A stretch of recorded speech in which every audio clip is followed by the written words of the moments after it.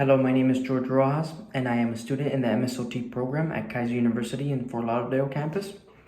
And today's video is communicating with pediatric clients and parents and demonstrating examples of how I would speak to a child versus how I would speak to a parent, and explaining the purpose of the following activities: stacking blocks, playing bingo, and riding prone on a scooter board. And now, the two different peer review resources that I used discuss the health literacy of children and the health literacy of parents. From my experience, typically, I usually have about 5 to 10 minutes at most, that's pushing it, to explain to a parent what went on when they ask me, oh, what did you guys do today?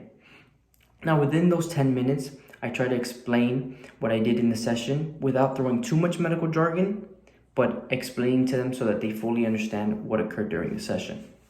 Now, for example, stacking blocks. I'll tell a parent, hey, today we worked on stacking blocks. They worked on building a tower or creating the same image that I had, and I'll let them know that that works on fine motor coordination, bilateral hand coordination, using their hands, all that they're gonna need to get dressed, to write in school when they need to, and things like that. For example, now speaking to a child, I'll be like, hey, depending on their age, usually when they're stacking blocks, it means that they're a lot younger. And they'll have goals to either stack a tower or create constructional practice designs like a 3-block bridge, a 4-block train, a 5-block pyramid. And I'll just tell them, hey, I want to see the biggest tower that you could make. Show me how you make a tower. Show me. And I'll stack a tower with them along, and they'll stack with me. And if it falls, I'll be like, good job, it doesn't matter, let me see you do it again. So that way I incorporate the trials. And I talk to them in a very playful voice without letting them know that I'm trying to learn something about them, and they just think that they're playing. Now, playing bingo could be usually for older kids. And I'll ask them, hey, have you ever played bingo before? Do you know what it is? If they don't, I'll tell them, let me show you what it is.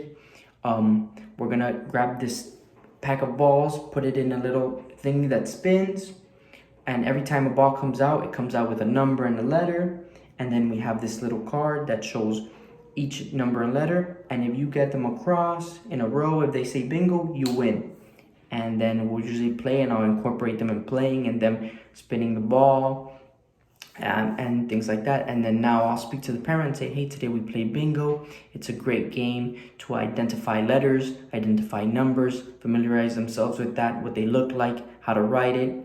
And you just work with the activity and say, we didn't only play bingo, I made them write the letter and the number as we went on, and things of that nature. Now, riding prone on a scooter board, I'll usually take them into a gym or available space, and I'll say, hey, you want to race me? We're going to do a cool racing activity. We're going to work laying down on our tummy, and we're going to use our arms and legs to reach the finish line, and things like that, whatever the activity entails. And then I'll talk to the parent and say, hey, we worked on laying down on a scooter board, and that works on gross motor coordination, motor planning, meaning the way they use their arms and their legs and their coordination that they're going to need for future activities, and much like that. And that's speaking from my experience. Thank you.